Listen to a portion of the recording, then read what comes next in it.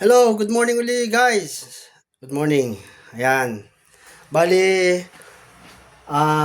bababa na uli ako. Tingnan natin kasi di ko kabisado yung oras eh. Tingnan natin yung oras ngayon. Ulitin ko ulit, today is September 10, Wednesday. At ang oras ngayon is 7:20. Ayan. As usual, ang pasok ko uli is 8 o'clock. So, unang gagawin ko, kada bumababa ako mga kabayan, mga guys, sasarado ko yung bintana ko. Yan. Maliwanag yan, no? Parang di makita, no? Wait lang. Yan. Maganda pala tong rear camera niya kapag sa liwanag. Ganun pala ang technique nun. Yan. Sinarado ko na kasi bababa ako. Yan. Ganyan lang yan. Yan. Tapos, bababa ako. Yan. Bababa ako. Yan. Baba ko muna yung bag ko. Pagsabayin ko na pala bag at saka yung kape ko. Yung tea ko. Yan. Kasi gadala ako ng bag. Mga kabayan, nagdadala ako ng bag. Ayan. Ito yung tea ko. Bababa na rin ako. Pero kasabay nito, mga guys, ay papatayin na rin natin yung ilaw dito sa may hagdanan. Kasi may ilaw dito eh. Para isa na lang. Kasi meron akong bit-bit na yung ano ko. Yan. Wait lang. Kukunin ko. Patayin na natin yung patayin ko muna yung ilaw. Tapos kunin ko yung hindi ko kasi masasarado yung pintuan eh. Yan, pinatay ko na ilaw. Tapos kunin ko yung tea. Saka natin sasarado yung pintuan. Medyo dumilim nga lang ng konti. Yan. Sarado natin, wait lang. Yan. Yan na guys. Baba na tayo. Yan. Dito ulit tayo sa sa may pagkasamang living room tsaka dining room. Magkatabi na yan sila. Dito tayo ulit. Yan. Yan. Baba ko yung ginger tea ko. Tapos itong bag ko naman. Yan. Baba ko yung bag ko. Muli, silipin natin sa labas. Tingnan natin kung dito muna tayo sa bintana. Yan. Ito yung bintana ng kusina. Wala siya. Kaya bubuksan ulit natin. Buksan natin. Kasi nakalak to. Ako lang mag-isa rito. Yan. Nihalak ko yan. Kasi wala pa ngayon kasama ko. Uuwi pa yun sa Biyernes. Ito guys. Yan. Wow mga guys. Ang lamig ng hangin. Ang sarap. Yan. Ang sarap ng hangin. Ito ho guys. Sa labas ako ng bahay. Yan. Dito yung dumadaan. Dito nagagaling. Dito. Ayan. Dito siya nagagaling. Tapos ito yung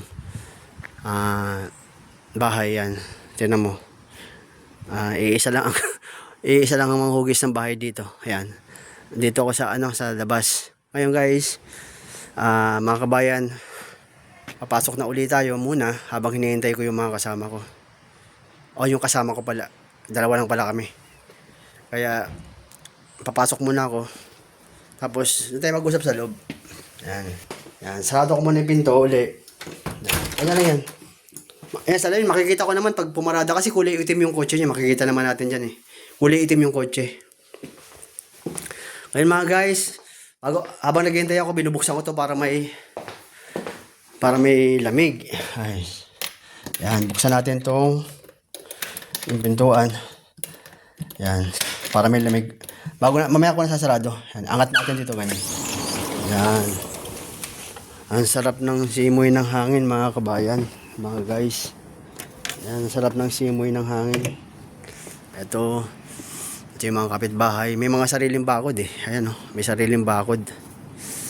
Kaya dito muna tayo. Ayan. May mga sariling bakod. Yan. Ito yung kasama ko, yung upuan na madalas yung kasama kong Romanian, dyan siya madalas siyang umupo dyan tapos naninigarilyo. Kasi naninigarilyo yun, hindi ako naninigarilyo mga guys eh. Yan, dito tayo sa loob. Yan.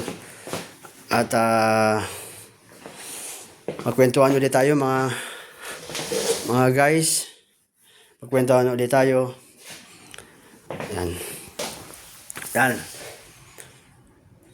Yan mga guys. Muli, araw ng Miyerkules, September 10. Yun nga, kaya na nabanggit ko na, no? Anong oras yung sinabi ko kanina? 6:30 ba yung sinabi ko? Nakalimutan ko na guys. Kakalimutin ako eh. Yan. Kaya, mga guys, okay, magsasawa na kung sakali susuporta kayo pag kasi actually guys, i-upload ko pa lang lahat ng mga video ko sa YouTube kasi kailangan ko ng wifi.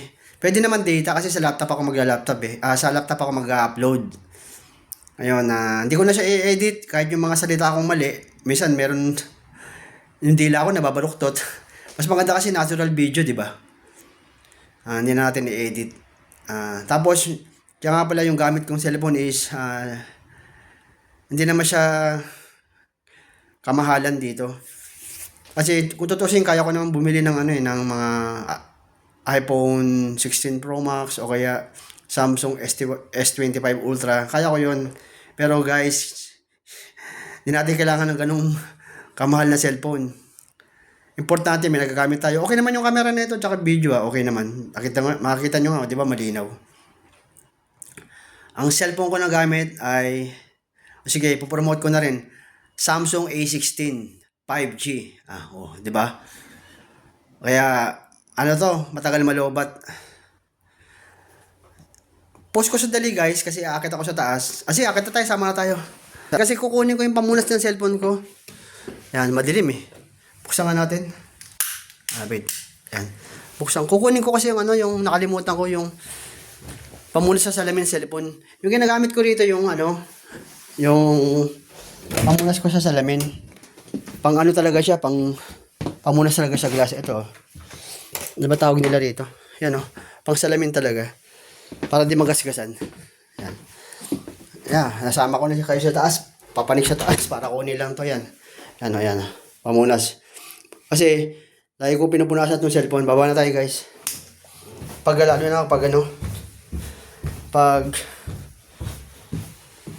marumi.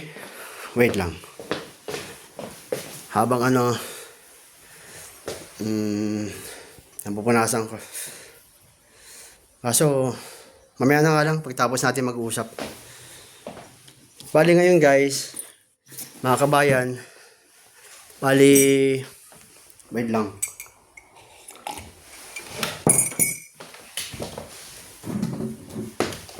Yan.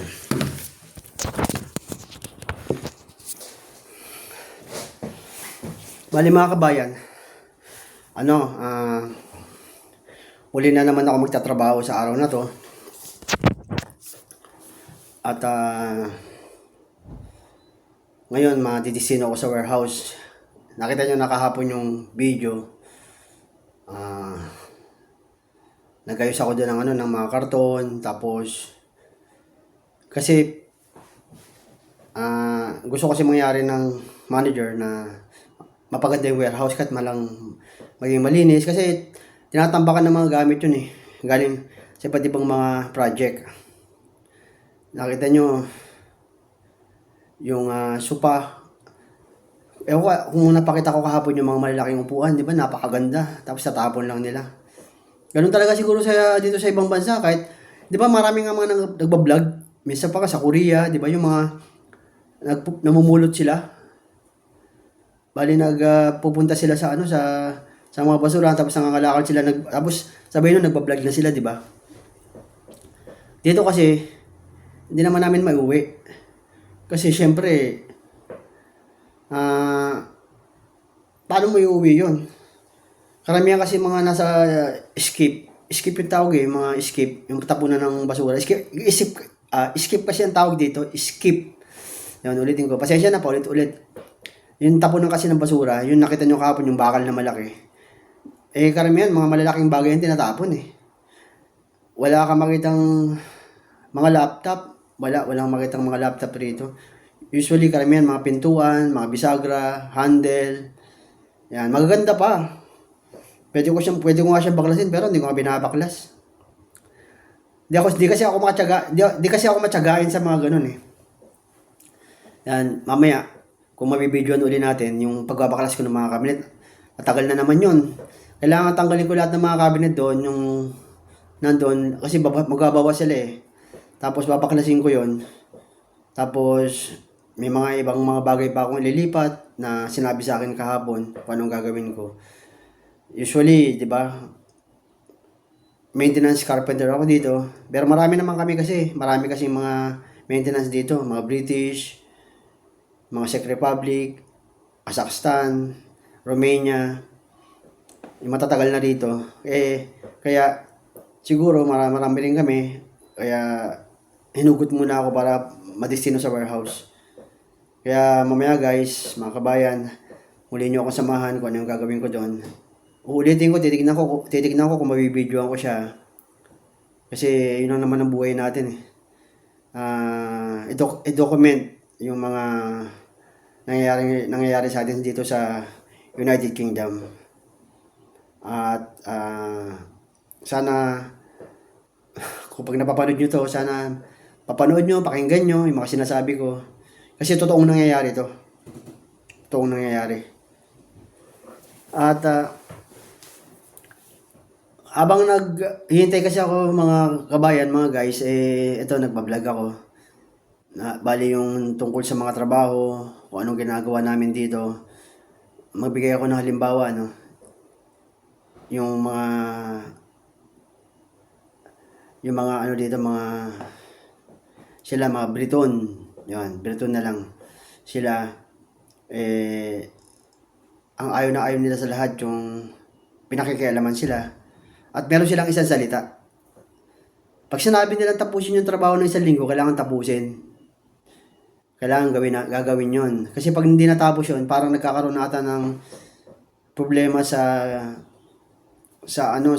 contract. Kasi may mga hinahabol din ng mga ibang project.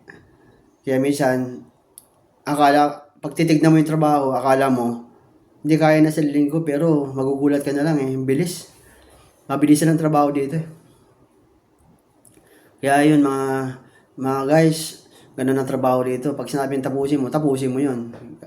Gagawa ka ng paraan doon kasi may deadline. Ganito ang trabaho dito sa UK. Siguro sa mga ibang bansa rin o kaya sa Pilipinas, iba ganun din. Pero dito talaga, talagang pag sinabing tapos ng Friday, tapos. Take it or leave it. Tapos o hindi, kailangan tapos. May mga pangyayaring ganun eh. Tapos o hindi, kailangan tigil na yung trabaho. Pero dapat talaga kung maaari matapos yung trabaho. Ganun sila rito. Ganun sila magpatrabaho rito. Yung oras sa kanila, mahalaga. Sinabi nga eh, sa kontrata ko, sabi, mabilis, pero maingat. Yan, ganun ang trabaho, mabilis, pero maingat.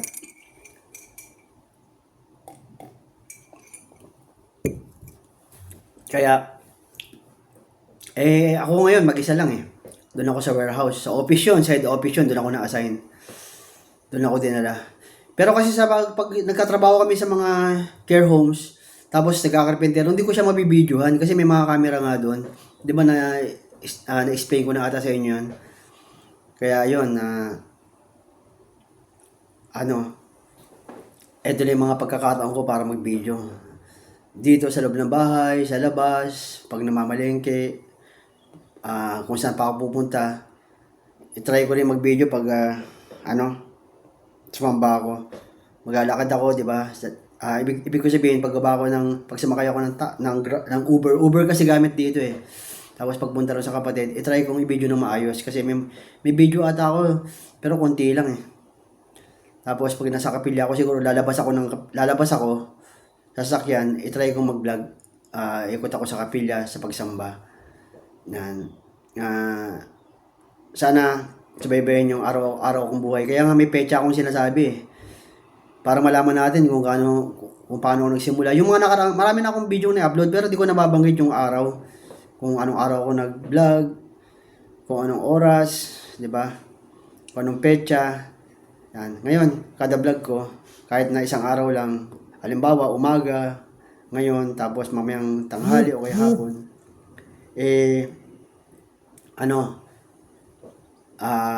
sinasabi ko yung petsa at yung oras. Dahil lang guys, titignan natin kasi parang may message ata. Nag-message sa akin. Post ko lang muna tapos tuloy natin. Wait lang mga guys. Ito na mga kabayan. Nag-message lang yung dating kasama ko sa Papua. Ngayon nasa New Zealand siya. Nagkakumustahan kami. Binasa ko lang. Kasi nga ano rin yun. Inakay ko rin siya. Naging ano rin yun. Naging iglesia rin yun. Inakay ko siya. Tapos, pagbalik namin ng Pilipinas, yun, natiwalag kasi nakisama siya sa sanlibutan. Pasensya na mga guys, mga kabayan ha, kung nabanggit ko sa religion. Kasi, syempre, may pinagsamahan din kami ng taong yun. Kaya, inumusta ko siya, tapos,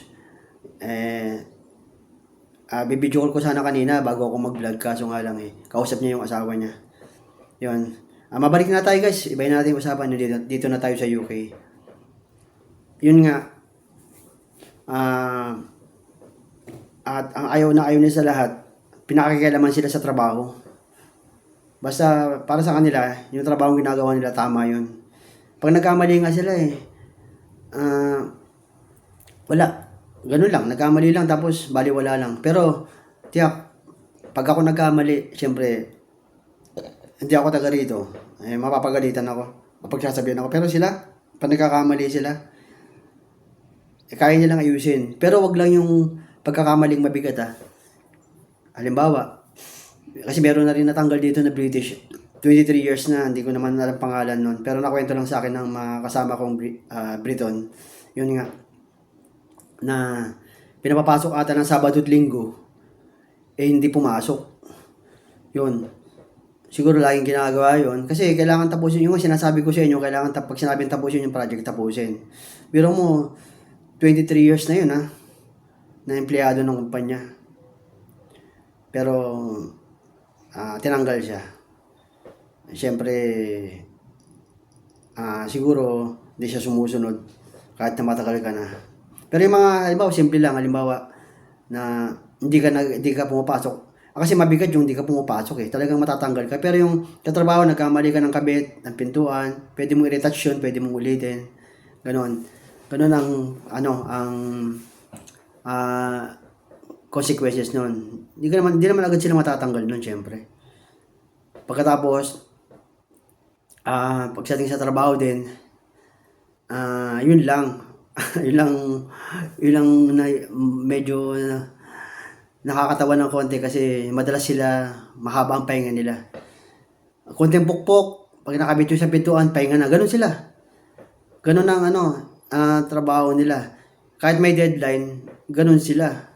Kasi yung katwiran nila, kasi halimbawa pag maraming gagawin at pag matagal, ang katwiran nila, matagal yung trabaho Kaya minsan, meron silang panlaban matagal Kaya pag dinadaan nila, pag tinanong sila ng manager di ba patapos? Ang dami. Kasi may mga papel silang hawak. Ako, wala pa naman akong ganun. May mga papel na hawak. Bawat kwarto, hindi lang mga kwarto ng mga pasyente, ng mga matatanda, yung pasyente, ganun na rin yun. Tapos, o kaya yung mga electrical room, bathroom, kitchen room, yan. Lahat na. Hallway room, chinecheck yan. Sa dami nun Minsan sa isang care home, ilan ng kwarto, minsan nasa 500. Di ba? Minsan may mga report na binibigay, sinasubmit sa kanila, yun ang dapat gawin. Kasi dito, perfectionist dito, mga kabayan, mga guys, perfectionist. Kailangan yung pintuan dito, kailangan tama yung distansya. Ganun dapat. Ibig ko sabihin, di ba yung pinto nakasarado, pero yung uwang sa magkabilang gilid sa taas, medyo magkaiba, kailangan ipantay mo yun. Kasi kailangan ang sinusunod nila yung standard 4 inch side and under is 8 inch. Mali ako. Mali. 4 mil, dalawang side sa taas 4 mil, tapos yung pinaka-bottom is 8 mil. Yun yung standard size dito sa UK. Di ko alam sa Pilipinas kung ganoon din ang ginagawa. Kasi sa atin sa Pilipinas, basta may pasok mo ng pintuan, may pantay mo lang, ayos na eh. Wala nang sukat-sukat eh. Walang ganun eh. Kasi dito gumagamit ng yung parang gap checker kung tawagin. Yung may mga number yun. Kaya kailangan pinapasok yun, tapos pag tumapat sa 6 mil, 4 mil lang ang kailangan. I-adjust yun. Kung anong dapat gawin, kung dadagdagan ng yung bisagra, o kaya tatanggalin yung architrave, tapos papasukan uli ng mga wedge ang tawag dun eh. Yun, ganun ang ginagawa rito. Tapos, palibasa kasi mayaman yung may-ari. Every year, nagawa na, papapalitan lang. Yung mga nagawa, yung ceiling, yung flooring, ganun yun. Ganun dito, ganun yung trabaho namin. At, yun. Ganun ang ginagawa namin dito. Kaya mga guys, tayo ulit. Silipin natin kung